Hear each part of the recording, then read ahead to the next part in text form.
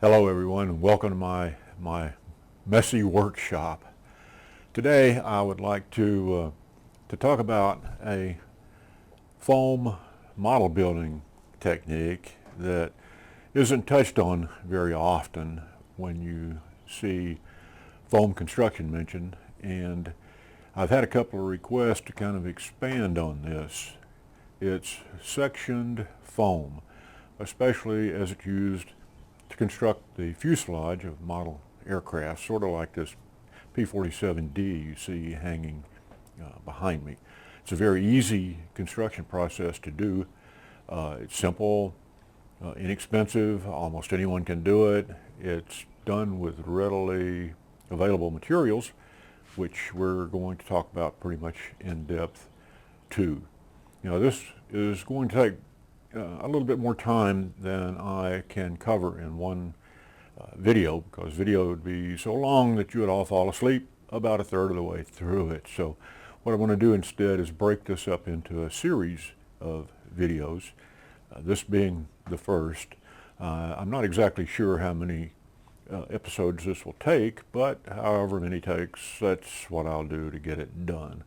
We'll talk about foam types, which we're going to do in this video, and then move on to how to select plans and where to get those plans. They're available free on the internet, and the sources will be made available. For the purpose of this series, what we're going to do is select a plan and go through the construction process from end to end. And the plan that we're going to select is a Japanese A6M0, pretty popular model aircraft. You see them modeled quite often on forums like RC groups, etc. And the fuselage shapes are simple and easily modeled. And for your first effort, that should be a very nice aircraft to try it out on. We'll also talk about some basic modeling of the cowl and casting that in fiberglass. And don't be afraid when I say modeling fiberglass, because it's actually very, very easy. And again, that entire process end to end will be shown. We're going to talk about how to develop the templates to cut the foam in CAD. And again, don't let CAD frighten you if you're not used to modeling with it, because the program or programs that are available out there now for free are very easy to learn, very easy to do, and this process will not require anything high-powered in the way of a CAD program. You're not going to need SolidWorks to do this. The CAD program that I'm going to use to illustrate this particular model build is called SketchUp, and again, it's available for free. Any 2D CAD program, very simple. We'll just be doing outlines. We're not going to be doing any 3D work, so it's going to be easy to do.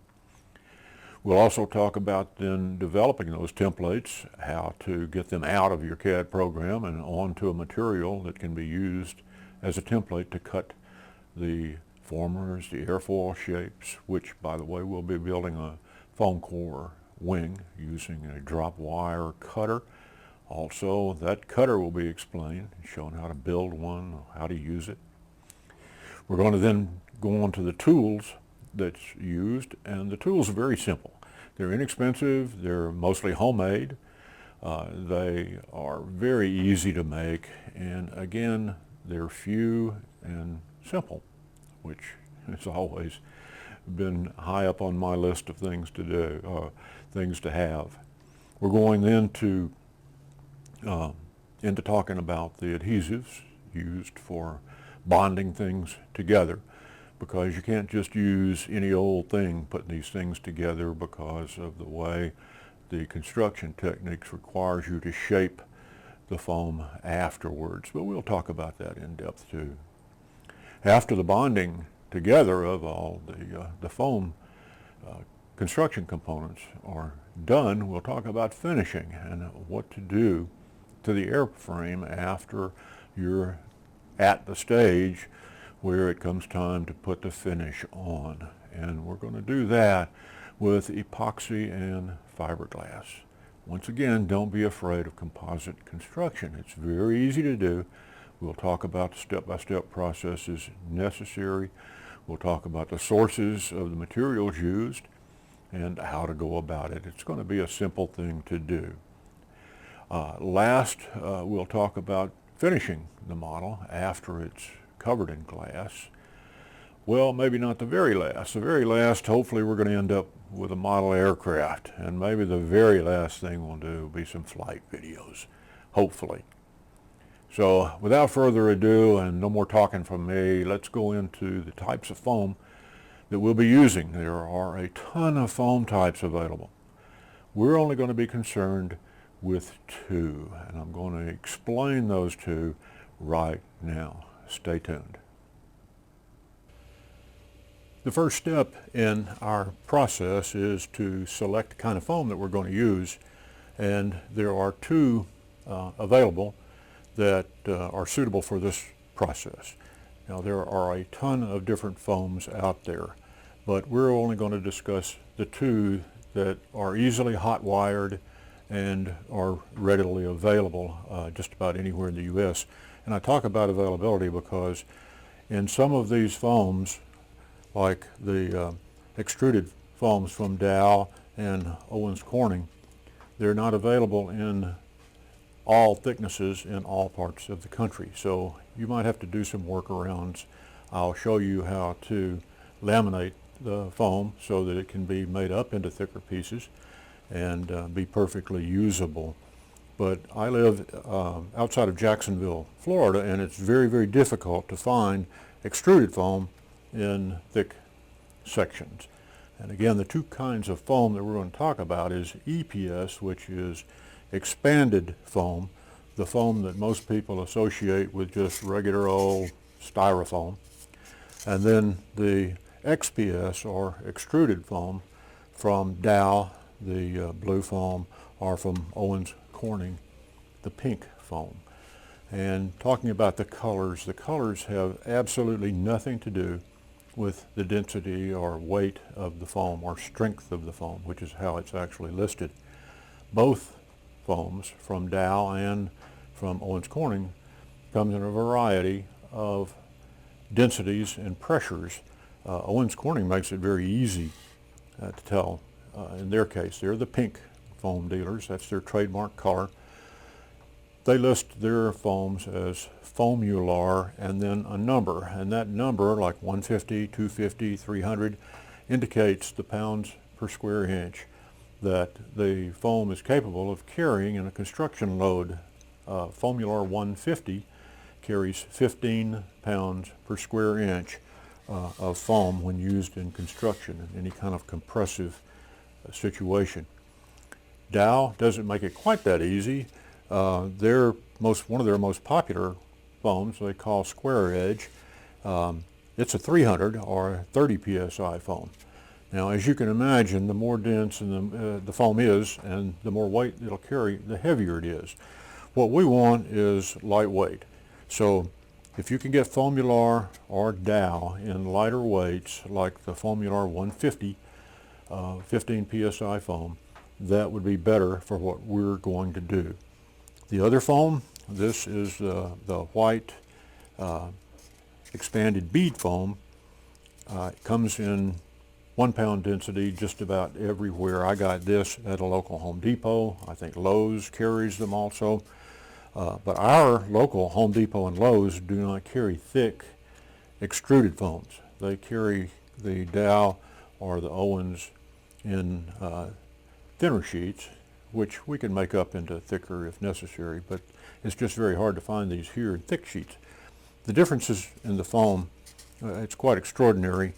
The white expanded bead foam, this has been hot wire cut, and as you can see, it offers a fairly smooth surface, and we're going to take advantage of that.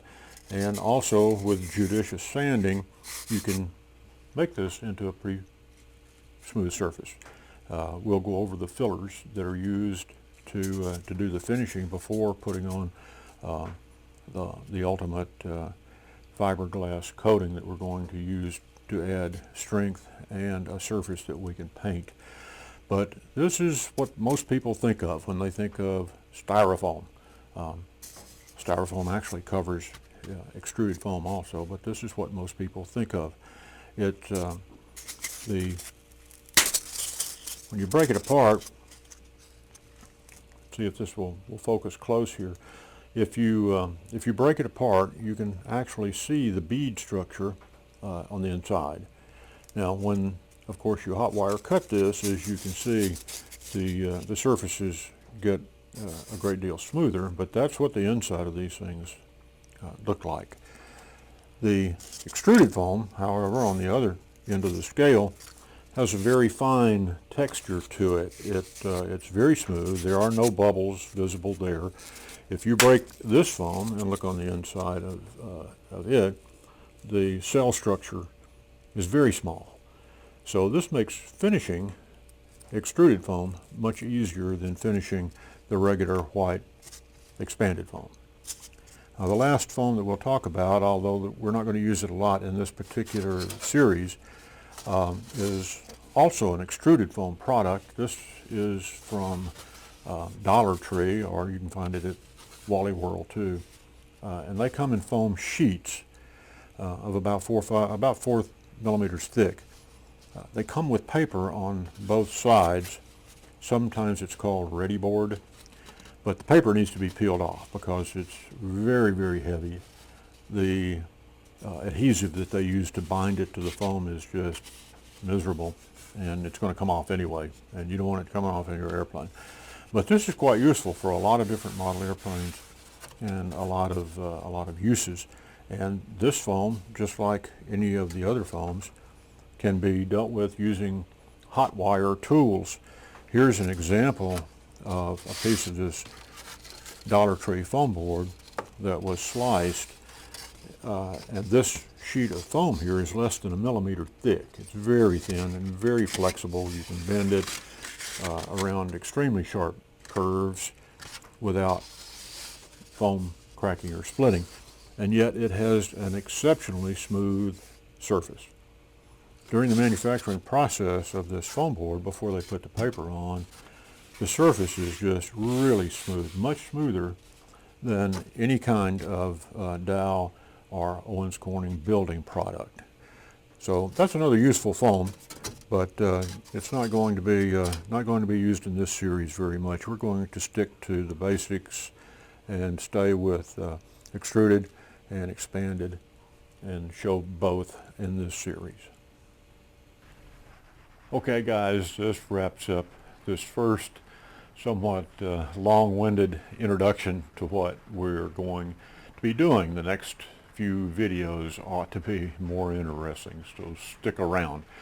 Next one up, we'll discuss the plans that we're going to use for the A6M0, where we're going to get them, and then what we're going to do with them. And we'll also discuss CAD and some of the programs that are available for free, and how you can go about using that CAD to produce the templates that we're going to need to cut out this foam section model. So for however many more videos it's going to take, and again we'll make a video for each stage of the process. Stick around if you like, and join us in making your own as we go. Well, thank you for staying with me, and stay tuned for video number 2.